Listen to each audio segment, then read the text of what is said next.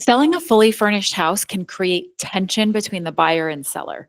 So I have two rules when I sell a fully furnished house. And while they are rules for myself, they are not always rules that the seller has to follow. So the first rule that I have is the seller needs to remove every single item that they don't want to sell before we even get pictures. And why? Because then there's evidentiary support that those items that were removed later were actually once in the house and were considered fully furnished. And if you want to even take a step back, what does fully furnished mean? I have come to learn that my definition of fully furnished can be vastly different than the seller's. So sometimes a seller might think that fully furnished is simply the furniture that's going. It's not the silverware, the oven mitts, and the linens. And to me, a fully furnished house is everything you see upon entry, except for personal products. So no toothbrushes, no clothing. Artwork can be, up in the air. It really depends on what it is. So I think understanding what your client's version of fully furnished means will really help. And sellers, you need to understand what you want to sell and what you don't. So some of the objections I have from sellers are that the seller thinks that the house is going to look better with the items in the house that they actually don't want to sell. My rebuttal for that is nobody's going to notice. And number two, go to Home Goods, replace it with something cheap, and then it can convey with the house.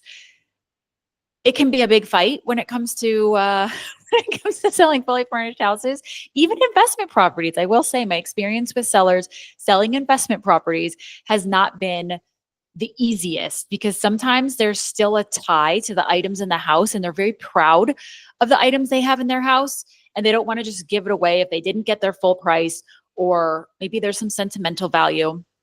And I give these explanations because when we go under contract and the seller goes in to remove the personal items, if they haven't done that previously, all of a sudden I'm getting phone calls like, hey, we're going to take the bikes with us. We're going to take the linens with us. We didn't really intend that to stay there.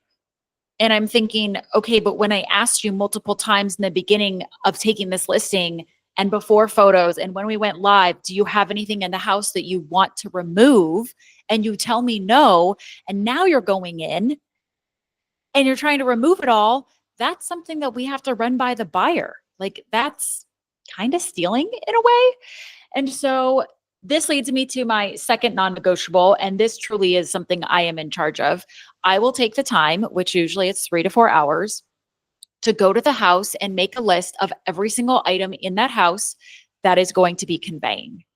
And it's tedious, it's not fun, but it saves so much headache because now instead of a few lousy photos and videos that the buyer's agent took, we have a line item list of the inventory.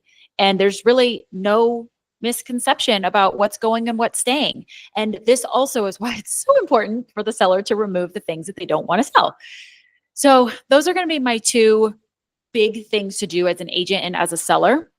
And if you're on the buyer side, I highly suggest you as the buyer or you as the agent or both of you, you go in and do a line item inventory list room by room, because this is the only way you can make sure that everything you are paying for is going to convey with this. And I will say I've seen sellers swap things out.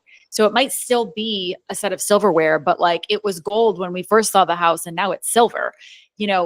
That's menial. It's not really that big of a deal because we said we wanted all the furnishings and that is included. There is indeed a set of silverware, but like it still is unethical, right? So another thing that I'd like to discuss about the furniture is the value of it. Buyers see the seller's furniture as used furniture. They don't put a lot of value on there. The seller sees the seller's furniture as extremely valuable because they know what they paid for it. There's probably sentimental connection and attachment to it. And those are their things. Therefore, they naturally just cost more. So when I have the buyer and we are negotiating the separate bill of sale, which is where furniture is negotiated, not in the contract, I tell the buyers, I highly suggest that we ask the seller to throw out a number.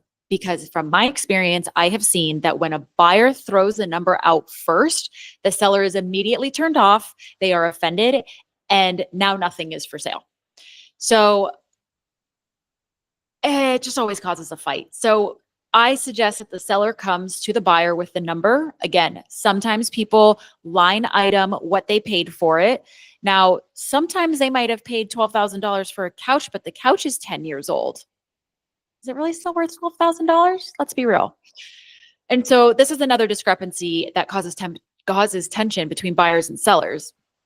It's just not, it's not the same value in each of their minds. Therefore, there is tension. The buyers and sellers, like the sellers feel like they're being taken advantage of. Oh, they don't want to pay the correct value. Buyers feel like they're getting ripped off for getting sold used furniture. So these are all part of the negotiations that I highly suggest doing upfront before you go under contract, so that it is parallel with the contract. When the buyer submits their offer, where do we stand with the furniture? Because if you get in and you're past the inspection period, if there's an appraisal and that's done, and now all of a sudden you're like fighting over furniture, it can still fall apart. It certainly can still fall apart. So I highly suggest taking a big inventory list of every single thing that's going to be sold with the house. And sellers, please remove everything that you don't want to sell to make things a little bit easier and remove the tension. It just leaves everything crystal clear.